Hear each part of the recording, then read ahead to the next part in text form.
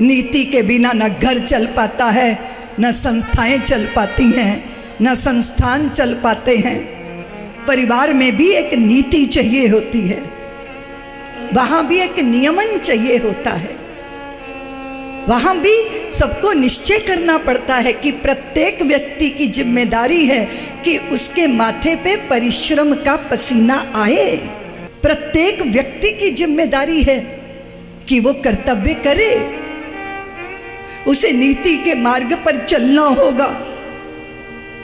और अगर आप नदी भी हैं, अगर आप कोई नदी का प्रवाह हैं, और अगर वो नीति के किनारों से बंध के नहीं चलेगी तो क्या होगा उस नदी का?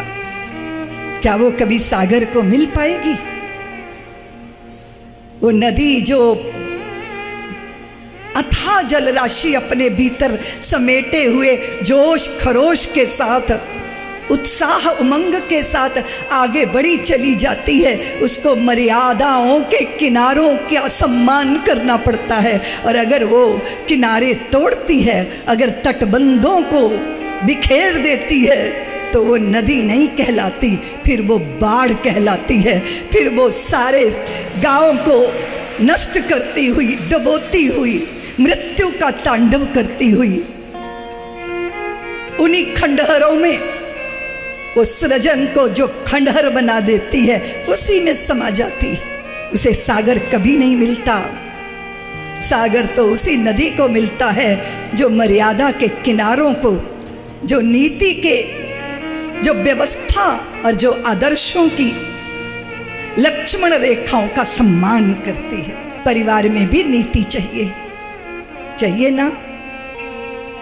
अगर आपको लगता है मुझे मेरी संतान को पढ़ा भर देना है पर उसे नैतिकता नहीं बतानी, तो आप क्या समझते हो आपकी संतान का कल्याण हो जाएगा? जिस शिक्षा को पाके आपको लगता है कि हमारी संतान की रोजी रोटी पक्की हो गई, इसमें तो कोई संदेह नहीं कि आपके बच्चे शिक्षित होंगे तो कम से कम अपनी रोजी रोटी की व्यवस्था कर लेंगे। लेकिन इसका अर्थ ये तो नहीं कि खाली रोटी कमाना ही मनुष्य के जीवन का उद्देश्य है। रोटी की व्यवस्था तो कौवे चील कर लेते हैं, चिड़ियां भी चोगे चुगी लेती हैं और सुबह से ही चुगने के लिए चली जाती हैं।